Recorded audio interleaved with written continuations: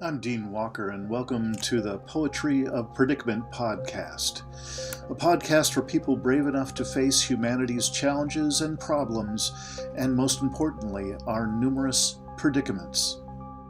The Poetry of Predicament is a podcast meant to inspire us to bring forth grace, beauty, and connection with the web of life in the face of a predicament-laden world. Our guest in this episode, psychotherapist, author, social and environmental activist, Jay Earley. Dr. Earley shares with us the powerful growth tools he has been offering to people for years and how they have now grown into tools for a new activist movement. Jay Earley.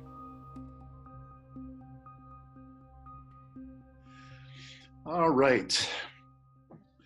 I am very pleased today to be speaking with Jay Earley, and I've just stumbled into Jay Earley's work through a couple of different, very different sources. One was at a workshop recently where internal family systems was taught, and as we will find out, that is one aspect of many different components that Jay Earley has put together as a way of empowering people to be able to be far more hands-on in their own, taking on their own psychological development, their own kind of inner healing, inner, self-therapy, if you will, and that happens to be the name of one of your books.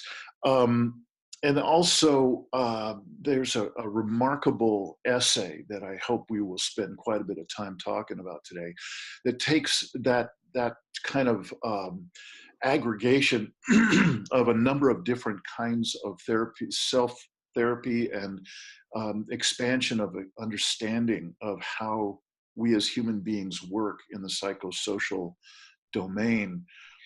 And it really takes it out to the level of what will it take for us to come together on a larger scale, not the individual scale so much as the larger scale, and create something of a movement that gives us something positive, something healing at a larger scale that we can aim for.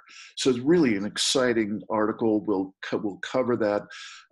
And rather than me trying to stumble through more introduction, Jay, I'm wondering if you would first just say hello, and then fill in the gaps of the small introduction that I've already said. Let us know who you are. Why have you been doing this work? You've taken on such an empowering direction by offering the kind of psychosocial offerings that you've offered, the tools that you've made available. And if you could just bring us up to date with how the essay that I was just mentioning, how that came out of all that history. Sure. So hi, everybody. So I'm a psychologist and a psychotherapist. And so starting with that side of my work, I didn't invent internal family systems therapy. That was done by Dick Schwartz. But I have written one of the best books on it. And by the way, just to let everybody know, when I realized, hold on, I should just focus on giving my background first, because that's what you asked for. So I've been doing therapy forever. And when I discovered IFS, it completely transformed the way I did therapy and also the way I worked on myself. And so I ended up writing this.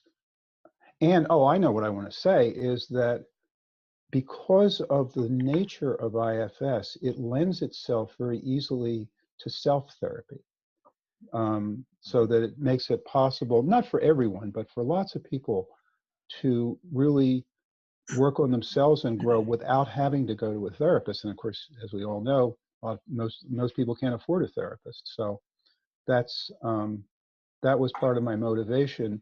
And so I wrote a book called Self Therapy, which is actually very useful for therapists too, but it's aimed at everybody and teaches you the IFS model. IFS is internal family systems. The IFS model and how to do it with yourself. For years I've been teaching classes in IFS for both for therapists and for the general public. And so in my classes, people learn the model and practice in pairs, and so that's been great. And at the same time, I've been concerned about the state of the world for a long time, since at least the 80s. I was an activist in the 80s in the peace movement, and then I took some time to just focus on IFS for a while. But now I've come back to really intensely wanting to see if I could help with the great problems in the world, as you were mentioning. And as I was thinking about it, I've done a lot of reading in the realm of social transformation, and I realized that there's yeah, okay, I just want to make sure I don't just get off and stay with your question. So I realized that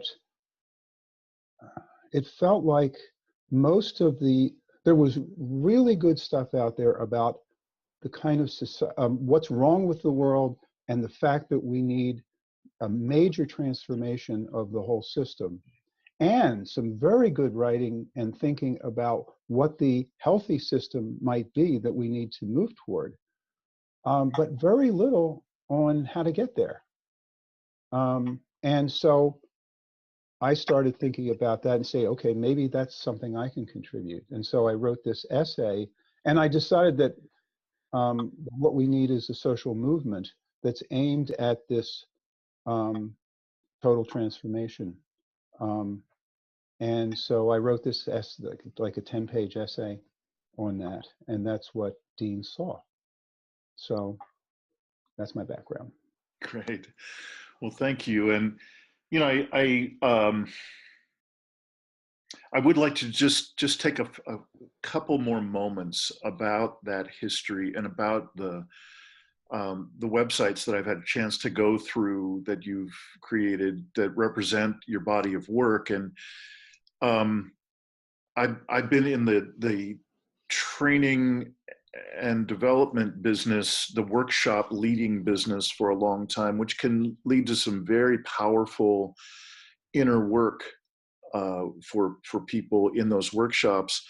Also in the coaching business, which can in some instances be also quite powerful for people in their sense of being able to clarify, learn, grow, and so on.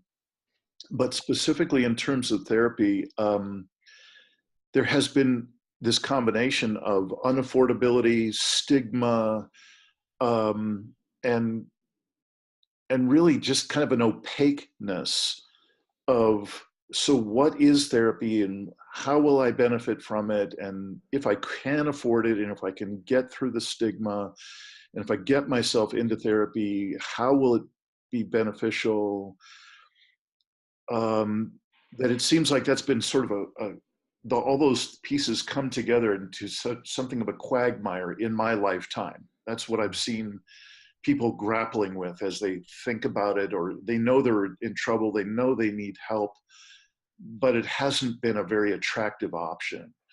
So I just really want to acknowledge that I'm so impressed by the pieces that you've put together that make it more accessible, seem to diminish a lot of the stigma and certainly the affordability question. And so it's no small deal. I don't want to just step over that into the essay and move on. I just really want to acknowledge what you've done. Thank you. I wonder if there's anything else that you would like to say in terms of just what had you do it and what you've seen out of creating that body of work that way, and I'm fine moving on to the essay anytime. No, there's one thing I do want to say, which is that therapy can be helpful to a wide range of people. I mean, there are some people who really, really are struggling emotionally and really need, they're really depressed or they're anxious or, you know, something else. And then, but IFS and many people have trauma in their backgrounds, and so they really need therapy because that has really impacted them in ways that are not their fault, but it's really impacting their lives in a big way. And IFS is excellent with trauma. But the cool thing about it is that it's also very good for personal growth. And in fact, it's being used now. It's, they're starting to use it in schools and various other places that are outside the therapy realm. So it's something that's useful at a lot of different levels in terms of personal growth. Yeah. Yeah, no kidding. Well, maybe this is a good time to just talk about IFS just a little bit, this internal family systems. And if I may, I'd like to just kind of ask for your comparison, or ask that you help me orient. I have a substantial amount of experience in my past with what's been called voice dialogue, where Oh, we have inner aspects of ourselves, and there's a way to set up either being facilitated by another person or number of people, or something I can actually do myself, much like what you describe in your work as well. That's my orientation. That's what I'm far more familiar with. uh-huh. I have a very small amount of experience specifically with internal family systems as a model, as a modality. Are you familiar with that as a comparison? Can you say a Yeah. little Oh, bit sure. about how they compare? Well, first of all, let's talk about how they're similar. Okay, good. They both work with parts, and they both recognize, let's start with parts. So basically the idea is that we're made up of of parts. Like when you say, oh, a part of me would like to lose weight and another part of me just wants to eat this whole cake tonight, So, I mean, it's in the language, Yeah. and IFS has taken that, and then there's a lot of people probably in the past might have been familiar with John Bradshaw's work on, the inner child. So IFS has taken those things to a highly sophisticated level, and of course, voice dialogue did too. Mm-hmm. Um, so that um, you really recognize that we each are made up of many, many different parts, and the parts are almost like little people inside us. And the thing that's really cool is that you can go inside and access a part and talk to it, and it will talk back to you. And you can learn about yourself. Mm-hmm. Like in other forms of therapy, those might be called complexes or something else, but without the understanding that they're live, that you can actually get to know them and develop an inner relationship with them, which makes the therapy process really powerful. Yeah. And the other big thing, which is in both IFS and voice dialogue, is what IFS calls the self. I can't remember, what does voice dialogue call it? Aware ego, is that it? Or I can't remember. Yeah, I worked with, something like that. yeah. So the understanding is that who we truly are is not any of our parts. Who we truly are is a deep place of caring and compassion and connectedness, open curiosity, groundedness. And so when you're not taking, by the way parts operate is that they get activated at certain times, and take us in a certain direction. But when you're not taken over by any of your parts, you're naturally in self. It's not something you have to find or develop. It's there. It's who we really are, and Yeah. that's very powerful. So, for instance, if I if I'm heading to my family's house for Thanksgiving, and I know that my stepsister is going to be there, and I know that there's always been a rub with me with her. She always will have a judgment about what I'm doing, what I'm up to. So I can predict that just walking in the door, I'll be confronted by her opinions and her judgments, and it'll be Right. just the usual thing. So if I'm And that hearing will right, trigger your parts, it of would trigger course. my parts. It would be, and one part might be a part of me that would come in to protect me, knowing that Right. here Right. it comes again. So I'm gonna step forward. This part might say to protect. Is that on track? Yeah, absolutely. And they're even called protectors in IFS, Right. those type of parts. Yeah. Right. So I guess before we kind of bridge this into that larger context of your essay, um, I'd like to just say a little bit more about why I'm even having you here. How does this fit with the body of work that I'm putting together in this organization called Living Resilience, and the offerings like Deep Academy, which is taking on doing offering people practices and methodologies, tools that they can use to do the inner work that I'm asserting is called for by just being alive on Earth now. We're Yeah. confronted by global challenges that humanity has never had to face before. So it's a different way of being alive now, and there's different Yeah. That's right. different aspects of ourselves and different qualities that we could bring forth in our presence are really called for like never before. It might have been optional before, something we might aspire to before, but might do therapy, might do a workshop, might grow ourselves to get there. And it was all optional 30 years ago. And my assertion is anyone who's not doing some aspect of their inner work to access more and more potently that kind of sense of ambient self that you were describing, that is really a higher self, that really is spacious and curious and open and present in life. If we aren't doing our best to optimize that presence in our world, my assertion is we're going to get mowed with the ever increasing scale of stressors coming at us. Um, does that spark you to say anything? I'm not expecting that necessarily you agree with each piece of that, but I'm No, wondering. I totally agree. Yeah. Oh, okay. I mean, yeah, the things that are going on in the world, and it's going to get worse for a while, Mhm. are, yeah, are putting a lot of stress first of all, putting a lot of stress on a lot of people. And so, yeah, that kind of inner work and resilience that you're talking about is going to be crucial. And also, in order to step up and make and make someone, one to step up and make their contribution to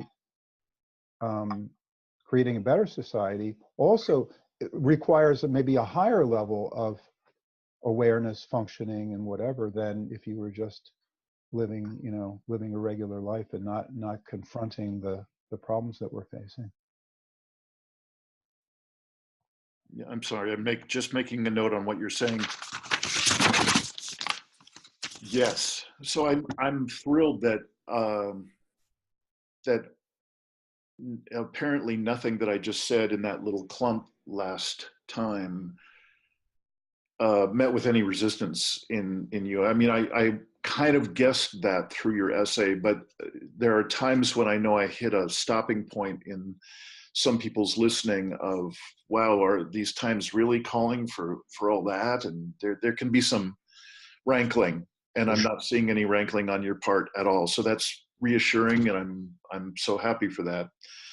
Um, could you and I just explore a little bit about what are some of the benefits that you could articulate in a world where we're looking at these global scale, not to mention immense individual scale stressors that are either currently happening or right on the horizon, how can this kind of work, any portion of your body of work, which you put into your book called Self Therapy, how could any of these practices be of benefit? What are your words for what kind of benefits come from a person doing their work in this way? Oh, benefits, self-esteem, assertiveness. I mean, it's different for different people. Um, Greater ability to connect, to open your heart, to love, and lots more, you know. Yeah. Yeah. For me, I know I've said it before just a couple of minutes ago, but it's right at the center for me, and my attention at the moment is, I know that the tendency is, even just watching the news or reading the next set of daunting articles on the internet or whatever, at some point I hit a limit and I get knocked off center. I get Right. triggered into, like you were saying, certain parts which may be trying to help, but it doesn't end up being very helpful. I can be, in other words, I'm less present than I want to be, than Right. I'd like to be. And then a lot of my attention is drawn away, and I find myself actually embodying a whole way of being that is not particularly great for others to be around. When I get triggered and I'm Yeah, sure. off track, it's not a pretty sight, and it can be kind of stanky. And I'm imagining that there might be one or two other people on the planet that have this kind of tendency to get knocked off track, have some kind of less than flattering aspects of ourselves sort of run the show for a while. And how the title that I put all of this under is, I really desire to be as centered as I can be and as present as I can be. And then when I get knocked off track, I want to be able to bring myself back as soon as I can. I don't, it won't be perfect and it'll take as long as it does, but seems like the more of this work that I do, first, the less triggered I am in the first place.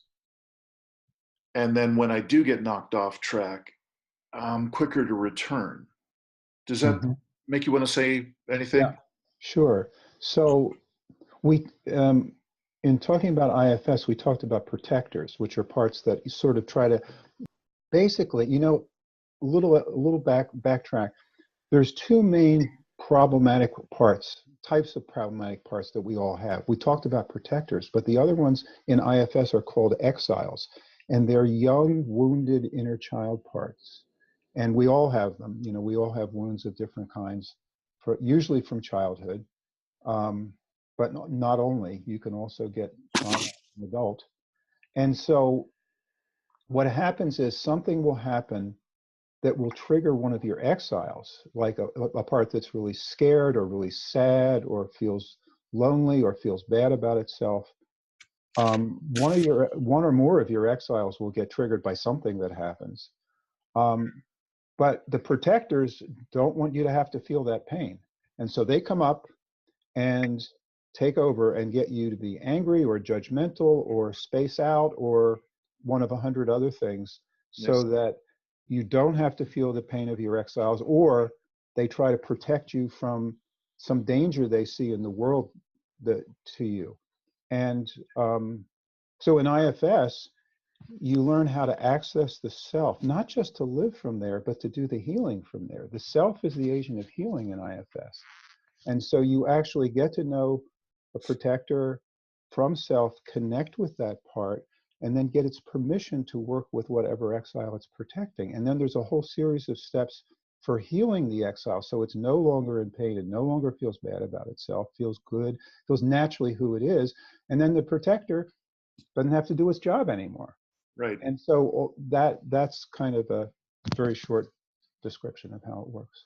I so appreciate that. That's that's the sense that I have of this work and voice dialogue and similar, methodologies, is that it not only does it take away the stigma of therapist and client, and there's something psychologically wrong with me, and I'm kind of ashamed that I have this ugly part of me that I'm supposed to work on and clean up so that people will like me more, blah, blah, blah. What I'm seeing in these methodologies in IFS, the one we're talking about at the moment, is there's there's just far less of that stigma and far less of the judgment, Right. that these are bad parts that we need to heal or get rid of or fix so that we'll be okay. Every time I've touched in, including the description you've just laid out, every time I've touched into this work, all I see is an invitation for these parts of ourselves, these aspects of ourselves, to be called forth. And instead of them being shunned or basically threatened, like, I'm going to get rid of you, you little bastard, or whatever it is, Right. instead it's really inviting those parts to be in communication and to be heard finally, because they've been rejected or ignored for so long, Right. and hence acting out the way they act out. That this seems to be a process of really appreciating and honoring these parts all the way till they're integrated, till they feel really seen and included, and they don't need to be doing that unconscious acting out anymore. Is that safe to say? Yeah, exactly. Yeah. IFS is non-pathologizing. It just sees any symptoms, anything, are just parts. They're either exiles that are dealing with this pain that they're carrying, or they're protectors that are desperately trying to protect. So yeah, they're all there. And the beautiful thing, one beautiful thing, is that the protectors, I mean, even like the inner critic type protectors that can make us feel really bad about ourselves, they're trying to protect us too. They just not, they're not, they're kind of stuck in the past as well as the exiles. And so the way they're often trying to protect us for things that aren't even happening now. Or if there are happening, they're confusing them with other things. So these parts are all, their hearts are in the right place. Yeah. Just have to get to know them and, transform them. Yeah. Yeah. So I'd like to just do a brief aside to the average person who's watches this Poetry of Predicament podcast and is fairly collapse aware. They're very aware of the challenges, the predicaments going on in our world. Perhaps more aware of, or more opinionated than most, that we are on a track to some sort of collapse sooner than later. And for some folks, they are firmly in the track of near-term human extinction and so on, kind of at the extreme end. And I just want to point out that why I'm having this conversation with you, Jay, and why I'm bringing up this as a modality we'd all want to give a shot to, try this out, is because becoming collapse aware does not bring with it automatic enlightenment. It does not bring with it automatic self-understanding at the level you and I are talking about right now. It doesn't bring any healing of past traumas in my experience. So I might have had my woke moment and realized, wow, we're looking at the imminent collapse of Earth and human systems. Wow, this is important. I've got to find other people who believe like I do, and so on and so on. What I've seen time and time again is that there'll be that excitement and there'll be that passion, and it's very important. And there's not a stitch more capacity to be able to share openly with people, or no, there's no more self-awareness about when I get triggered. In fact, I might now be permanently triggered in this excitement of, oh my gosh, it's really happening. This sense of doom and dread and so on Yeah. might just have me in permanent triggered state. Or in denial. Or in denial. And I've done that myself. I've gone, long periods of time saying, I can't deal with this, I'm just gonna, shut it out. Yeah. Yeah. So again, just to finish up the kind of the side note to the audience is why I'm suggesting this work and give it a real good look, to see if it is a useful tool, is, it breaks my heart to see small clusters of people trying to create their own sort of support group, their own study group, if you will, for collapse-aware issues or activism issues.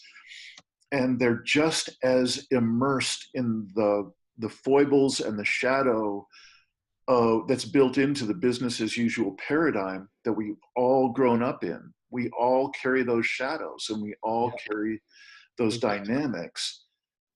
And it's only through this kind of work that I think people will have any access to a more present state in the face of these large-scale stressors. So thank you for sitting through that. I just wanted to kind of make it clear, why are we having this conversation? Why are you guys talking about this so much? I'm asserting that this is one of the most accessible and possibly effective, meaning pretty quick moving, self assessment tools, self-healing tools that's available. And as you mentioned back at the beginning, it actually can help make tremendous inroads on embodied residue of trauma that we might be carrying, which, again, I'm asserting that our culture is just a daily onslaught of the delivery of trauma. And we are awful at the handling of that.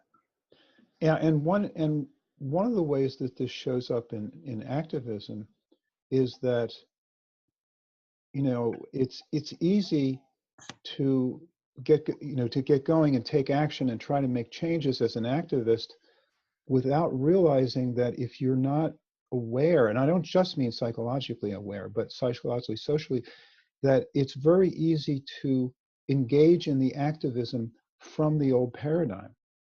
And of course, you can't get to a new paradigm if you're trying to get there using the methods and mindset of the old paradigm. And we all have to deal with it. I'm not saying I'm perfect, that I'm all in the new paradigm. I'm not. I still have to. In fact, somebody just told me the other day, oh, I know, I learned it from a podcast, that there's a word called prefigurative activism that says our activism, oh, wow, touches me. Our activism must come from a mindset and a way of operating that is consistent with the world we want to create, and not the old world. And since we all grew up in this world, it's very easy for us to come from that place. So yeah, we're in agreement. Yeah. So if I could just pause for a second, I am renowned for doing what you just did. And what I call that is inviting the waves to let what naturally wants to well up in the moment as an authentic expression, to just to invite it and let it come. And I so appreciate you allowing that moment of just welling up and feeling to come through. Yeah, it tells me that maybe this is a good point to head toward your essay and what had you write it, and how, clearly you have a vision. Mm-hmm. And maybe that was what I was actually moving you just a few moments ago was touching back in to the vision that had you write that essay. I don't want to psychologize you or second guess you, but I'm literally guessing, Sure, sure. and would love to hear if you would share what had you write this essay, what was it about. Of course, I'll include the link to it and so on in the show notes, but if you could tell us a little bit about what is your vision that you were expressing in that recent essay. So let me ask you a question. Yeah. Would it be worth spending a couple minutes on, going over, why don't we, never mind, I won't ask you the question. So the way I kind of look at, I'm not sure what it is I'm looking at, but there's sort of three things. One is to recognize that there's massive multiple problems that the world is dealing with. Climate change is the by far the worst and most dangerous, but it's not the only one. Terrorism, racism, and other forms of oppression, mass shootings, homelessness, extinction of species, massive migrations, the rise of right-wing demagogues, and the takeover of our governments by corporations. That's just a few of the, just a short list of the massive number of problems we're dealing with. I'm with you. Okay, so so in dealing with that, oops, oh, I know, I have to click over here. Oh, one of the things that I haven't said is that I've studied social evolution, and I actually wrote a book called Transforming Human Cultures, Social Evolution and the Planetary Crisis. And I'm not going to get into that very much because it's kind of peripheral to my essay, but the understanding I have is that all these problems that we're dealing with are not happening all at once by chance. That we have been in what's called the modern or the industrial era for 400 or 500 years, with a certain outlook and a certain way of acting in the world, and having to do with power and over reliance on the intellect and various other things. But now, for the modern era is not bad. For many centuries, it was a real step forward, although a lot of people were left out of the step forward, but still it was a step forward. But because of tremendous growth in the world population and tremendous growth in our technological power, we've now got to the point where our modern industrial mindset and way of operating is no longer viable and is destroying the world. And so from a social evolution point of view, what's happening is we are in the middle of a transition to the next era in human history. And that's going to involve a whole system transformation of virtually every aspect of society. Now, that doesn't mean we're going to throw out everything before. We're going to integrate, the new era will integrate the best of the modern industrial era, but it will be integrated with the things that we're moving toward. And this has been called the Great Turning. This transformation has been called the Great Turning by, well, Joanna Macy originally coined that term, and David Korten actually wrote a book called The Great Turning. Yeah. And so that's, so my, what I want to do is help the world have a social movement whose goal is the Great Turning. Now, there are many other social movements that are going on, Black Lives Matter, Me Too, all kinds of, and all of those movements are doing important work and need to continue, but they're just addressing one little piece of the problem. And this is a whole system problem that we're dealing with. And so we need a vision. So one of the things we need in order to be able to move toward a transformed society is we need a vision of what that might be, to inspire people, to provide a broad basis for organizing. But I'm not saying that it's possible to envision exactly what the new society will look like, because we don't know things. We have to try things out and see what works and what doesn't work, and discover, in time, through the movement, um, what the real, what the exact form of the transformed society will be. But we know a lot already in general about what that looks like. And in fact, I was just telling somebody the other day that I'd read about 20 books on that lay out various aspects of the vision of the new healthy society. And then I went back and made a list, and it was about 20. It's so there's a lot known about where we're going, and that's not the point of my essay, because other people have done great work on that. I don't need to duplicate it. But for your audience, I want to just briefly talk about some, if it's okay with you, some of the aspects of the new transformed society, just to give people the idea that a lot is known about what it could be. Yes. So, Well, of course it's okay. I mean, I love whatever direction you want to go, and okay. I would like to just pause for a second and confirm, is that list of approximately 20 different books and so on about new possibilities, new culture, is that contained in the list at the end of your essay? Oh, Yeah, coming back to life. not in exactly that way.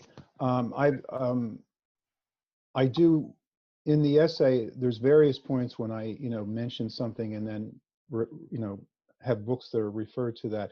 But the actual list of 20 is I put it on on a file, but I haven't actually. I mean, a lot of those books are covered in the essay. That's the simplest way to say it. Okay. Even Okay. though it's not exactly the list of 20. That's fine. Thanks. Just check it. So one of the things we need to transform is our economy. We need a healthy market economy, which means no large corporations. It means money is a tool, not the driver of everything. And we desperately need a steady state economy. I mean, right now, in order for our economy to be healthy, it has to grow. But you can't grow forever on a finite planet, duh. So, and one of the cool things is that we actually understand why our economy has to grow to be healthy. And that's because of the money system. The way money is created in our economy requires that the economy keep growing to be healthy. But it doesn't have to be created that way. There's other really interesting suggestions for other ways, other money systems, basically, that would not require. So you could have, with those other money systems, you can have a steady state economy that's healthy. We also, of course, need an ecological economy that is, aligned with Earth processes and not destroying them. And some people have even suggested that the new economy in the next era might be a gift economy. I'm not sure we should go that far, or that's even practical, but that's one of the suggestions. Another thing is we need to completely transform politics and governance. We probably need something like participatory democracy. We can all see in Washington how having a bunch of professional politicians running things doesn't work very well. But there's lots of interesting proposals. Like Tom Attlee has done some really interesting work on citizens' deliberative councils, where random groups of citizens are brought together, educated about an issue. They discuss it with each other, and they can, call on experts, and then they make a decision. But they're not professional politicians. They're just people. And there's a lot of evidence that can be really helpful. But that's just one suggestion. There's many others. Like, for example, right now our politics is incredibly adversarial, and not just this stupid division we have now, but it's always been adversarial, but it could be much more cooperative. And then another aspects of governance is huge is we have to get money out of politics. I've coined the phrase separation of money and state. You know, we knew the old one of separation of church and state when this country started, but now we need separation of money and state. Take education. That needs to be transformed. It should be education of the whole person, not just the intellect. It should be led by students' interests and not imposed on them. There probably should be no grade. There should be learning about ecology and learning about psychology, and probably more. I'm not even beginning to cover all the possibilities. We need to transform our justice system. Right now, it's highly competitive, adversarial. The two lawyers on each side are just trying to beat each other. No, we should have a system where they're trying to find the truth rather than trying to win. There's need for restorative justice. There's need for more focus on rehabilitation in the prisons, and probably 10 other things that I shouldn't take the time to mention. Agriculture needs to be transformed. You know, we know what organic agriculture is, but the newest understanding is called regenerative agriculture. And it goes way beyond organic. And I'm not going to try to get into that because I'm just leading up to the real point that I want to make. And of course, we need to transform our worldview and our consciousness for the new era. There's a sense that the new era worldview and consciousness will be more about cooperation, interconnectedness, interest in the inner life, spirituality, cultural diversity, caring about social justice, human scale institutions, reverence for the earth, and things like that. So, you're muted. Could I just pause you for one Yeah, second? that's a perfect time to pause. I do want you to keep going on that thread, but I was not fast enough to write down. There was an author that you said his first name is Tom, and it was about citizen councils, I think you said. Citizens Deliberative Councils. His last name is Atlee, A-T-L-E-E. Great, thank you. I'll look that up and follow that thread later. Okay. So I hope I haven't taken you off of where Not you at all. No, this is a perfect transition because, I mean, I could spend an hour talking about the possible healthy society, but that's not what my essay is about. Yeah. My essay is about how to get there. Yep. So, so I'm envisioning a social movement that's aimed at the Great Turning, where it's the goal of the movement is to work for this transformed society, that it will focus on multiple social, ecological, and political issues, that it will be personal and spiritual as well as political and social. Yep. That it will be focused on changing consciousness and worldview as well as social structures, and that it will be inclusive of all aligned, organizations and other movements. My sense is that this exact kind of movement has not really happened before. Although I've heard some people say, well, that they think it actually has, but most of the movements they're aware of are single issue movements where you're against something that's destructive. And there's nothing wrong with those. We need them.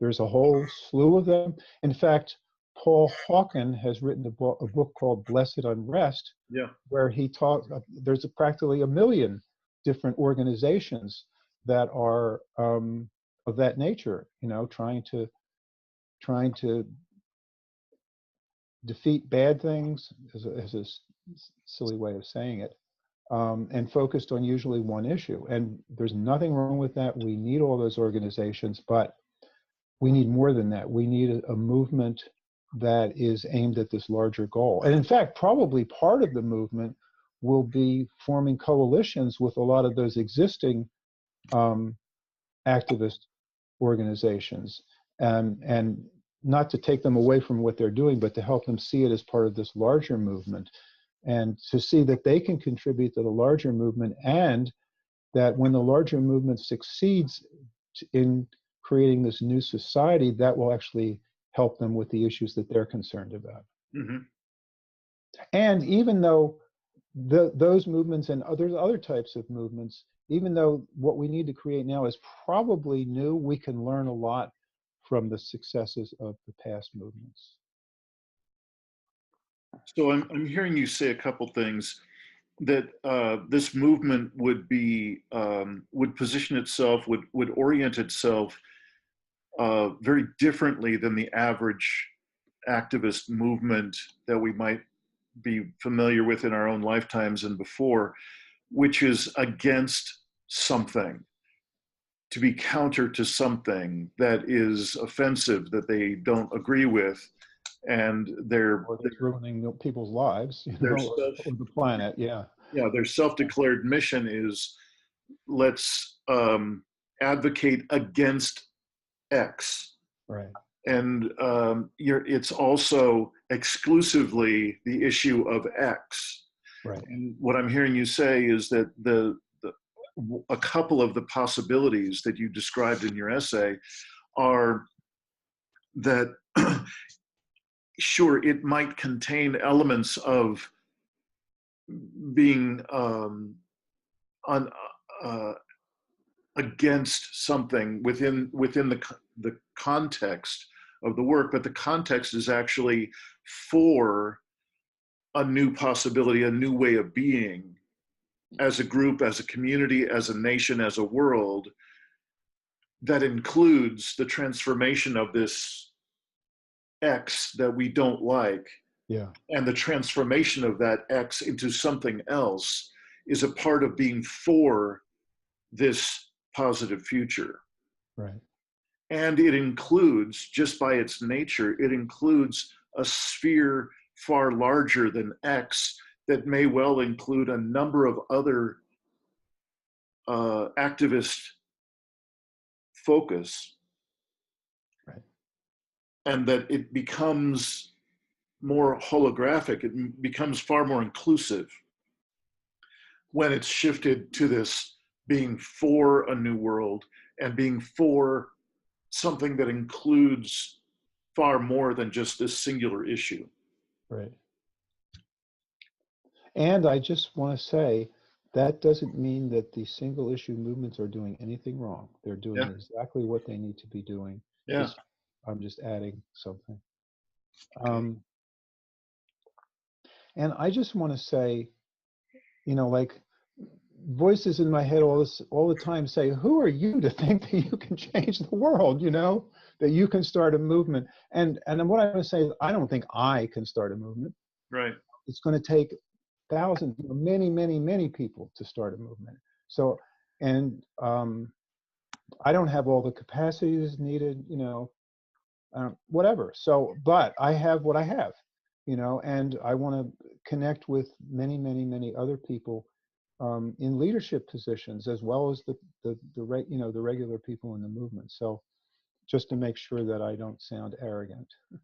Yeah. So this movement would. So the one thing I haven't mentioned yet, and this is the main thing I focused on, because I'm a psychotherapist and a group leader, I focused on, I think a major part of the movement needs to be, you know, um, small study action groups where people get together, maybe 8, 10, 12 people, um, gradually connect with each other and are committed to staying together in the long term and developing themselves as well as taking action, both learning and self-development. So study action groups is probably the longest phrase we use, but it's not just study, it's study, personal development, a bunch of other things in action. Um, and I've tended to focus more on these study action groups because I think that's where we need to start. Yeah. Now, as the movement progresses and gets stronger, and then we're going to be focusing on other things as well, like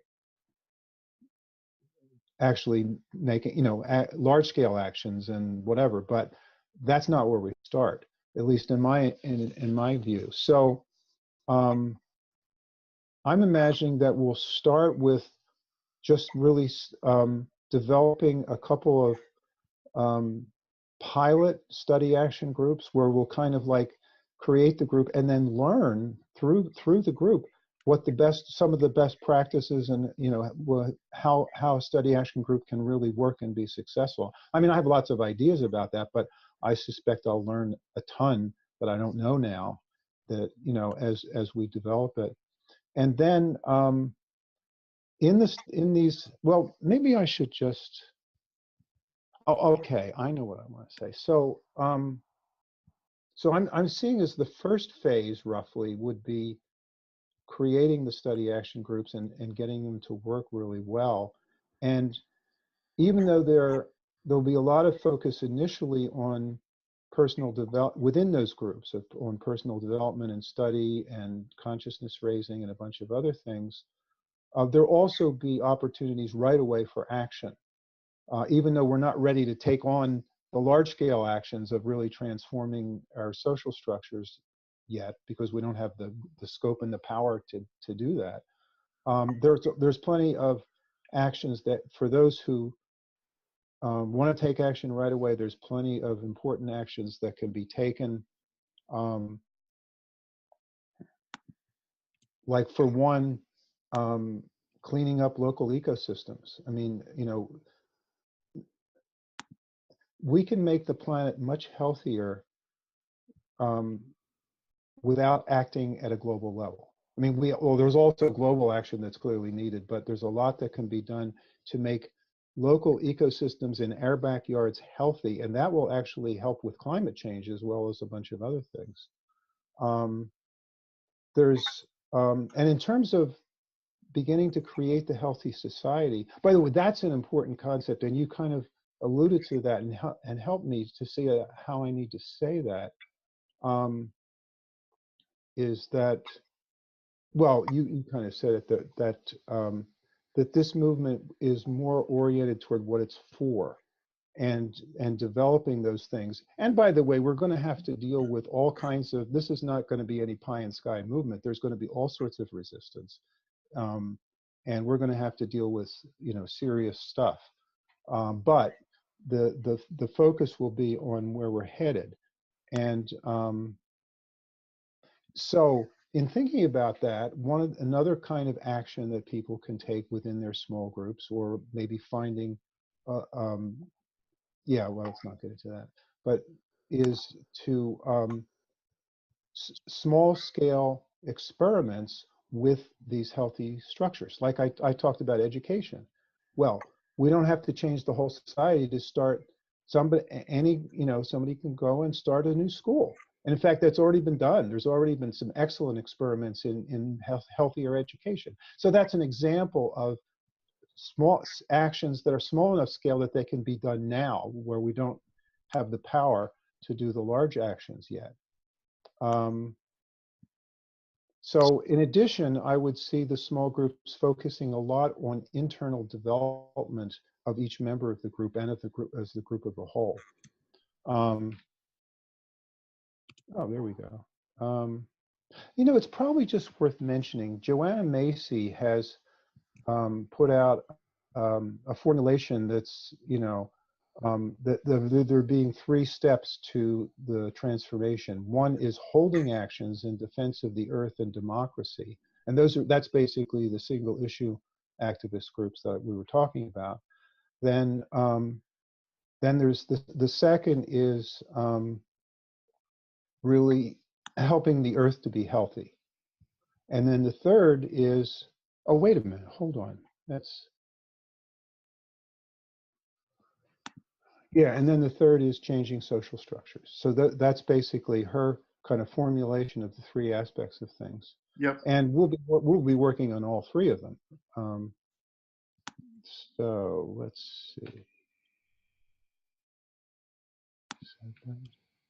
So if we still have time, I want to talk about some of the kinds of things that, in my vision, will be going on in the small groups. And of course, I'm not assuming that my vision is exactly the way it's going to happen. This is just a starting point. So there'll be focus on leadership skills, on developing skills for collaboration and coalition building, for assertiveness, for public speaking, for communicating with others to help them transform their worldview, Yep. empowering other people to participate in the movement. How do you do publicity? How do you create and lead a new study group?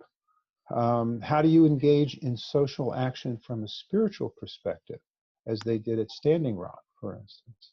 So that's just some of the capacities that we might work on helping people to build in the study action groups. Yep. There needs to be a focus on group bonding so that the groups will actually stay together, because people will want to be part of them. So we're learning how to work through conflict, how to express appreciation for each other, how to collaborate, how to have empathy and compassion for other people in the group, how to support each other. And then another big focus will be on educating ourselves about the current state of the world, how democracies work, the Yep. prospect for transformation, the evolutionary perspective, the spiritual aspects of a new society. And then there's consciousness raising and inner work, personal development, exploring our attitude, but still oriented toward the larger transformation. So exploring our attitudes toward the planetary crisis and the movement, exploring hope versus despair, working through psychological blocks to effective action, learning how to connect more deeply with nature, learning how to explore each person's life purpose and contribution to the movement. That's not, not just somebody says, why don't you do this task, but people get in touch with, this is what I really feel called to do. Understanding how oppression has affected us psychologically and how to respond, and also understanding how to enhance the movement through the perspective that being oppressed has given us. And then dealing with trauma. IFS would be particularly helpful there. This is really, it's almost like a manifesto. It's your proposal of creating these groups that are oriented in this way. It's kind of hard to argue from this point of view. Each of the points that you're talking about really seems self-evident, that every element that you've listed is clearly an element of a functioning, a high functioning support group, or a group that is pointed towards something, the evolution or development or accomplishment of something together, and to do it in the best possible way. I'm tempted to ask if you've heard of an author, a speaker, a consultant, kind of a social designer in the way that you are through the work that you're talking about in your essay, of Mickey Cashcan. Oh yeah, I know Mickey. I mean, Oh, I probably haven't seen her for 20 years, but yeah, I know Mickey. yeah. She's great. Well, I don't know if you've had a chance to check out her books recently. I haven't known of her for very long, but she's just an extraordinary clear voice in a similar track of how can we best come together and empower ourselves to reconnect where we need to reconnect, heal where we need to heal, and expand to include where that's possible.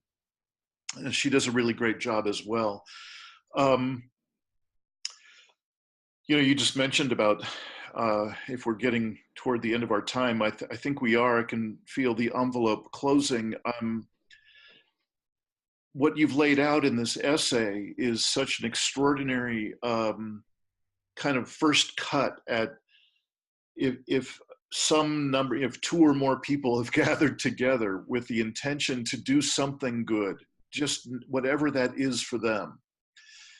I can see that your layout of these possible steps and possible elements to include would be a great place to start. And it's interesting as you say that, because as you say that, I realized that that really was my focus. There's a lot more than just this. You know, how do the different study action groups coordinate with each other? How do you deal with resistance from the powers that be, and many, many other things um, that I just haven't had a chance to think about. And I also don't know as much about those things as I know about how to make a small group work, you know. But yeah, go ahead. Well, I'm curious. You know, obviously, it seems obvious to me that we could talk for hours, maybe days. Your your body of work is extraordinary. Your past accomplishments extraordinary. The things you're obviously very engaged in now extraordinary. Given that we've kind of landed in this place that drew my attention to you in the first place, the essay that you've just laid out for us in some detail. I'm Oh, so curious. the question is next steps, right? Go say. So I would like to start a strategy group, a group of people who are pretty knowledgeable about social change and movements, who would be, you know, getting together and really thinking through these things, and would stay together and, you know, sort of strategize about the best way to do this. But I'd also like to start two pilot small groups, study action groups, one in person and one by video conference. So Right. that's what I'm aiming to do right now. And so any of your listeners who are interested in participating in any of those groups that I'm trying to start, I'd love to have them contact me and see where we go. Right. Well, I will make a point of staying in touch with you. I am literally in just a few days starting a 6-session series, 2 Saturdays in May, June, and July. And it's meant to be a training series, and it's also meant to be a practice and personal sharing series. And one element that will be brought up probably more often than any other element in the conversation is, how can we come together in an effective way? How can we reconnect with other people in a way that serves wherever we are in the progression of being re-engaged with our world in a new and good way, in a strong way? In other words, taking on the practices that I put together in my body of work to bring folks together. I think your invitation is about as perfect a fit as I could imagine. I have no idea if it would be of interest to you to participate in this free online series. The invitation's totally there, so just let me know on that part. Okay. But I will definitely relay your invitation, because what I'll have is some number of people mostly from the US and Europe, who will be covering some of these basic distinctions of what got us into this predicament that we're in globally, and what can we do individually and together to reconnect ourselves with the web of life, which is basically, you know, jumping ahead to what I assert the answer is in the face of a predicament, which is basically to adopt practices that reconnect us. This, what you're describing, is clearly a set of practices that reconnects us with one another. And, you know, I just want to say that there's a lot of pretty good stuff out there like yours that really help individuals to, you know, develop themselves and awareness and all that. And if you're not careful, you could think that my study action groups and my movement are just that. But there's one crucial difference: is you're not going to just go take a course and develop. And by the way, I don't mean just. That's very important. That's good work you're doing. I'm not putting it down in any way, but you'd be doing this as part of a movement. So you're not just going to learn something and then what do I do with it? no, you're going to be doing this as part of a movement with many other people that is aimed at transforming society. So that's the difference. Okay. So I think what I'd like to do, Jay, is set up a way offline from this call to set up a way for us to stay in touch, and for me to get really clear what your invitation is, because maybe this your invitation to work with you in formulating, I'm particularly thinking of the online grouping, because while this training series that I'm talking about is a combination of people who've come in live to a room in Ashland, Oregon for each of the 6 sessions, and a number of people who are showing up online in Oh, a you're doing both. live streaming Yeah, situation. yeah. So it's a combination of the two, and there's no continuity implied. So far, it will end in the second session in July, and people will have created what they create. They'll create continuity the way they do.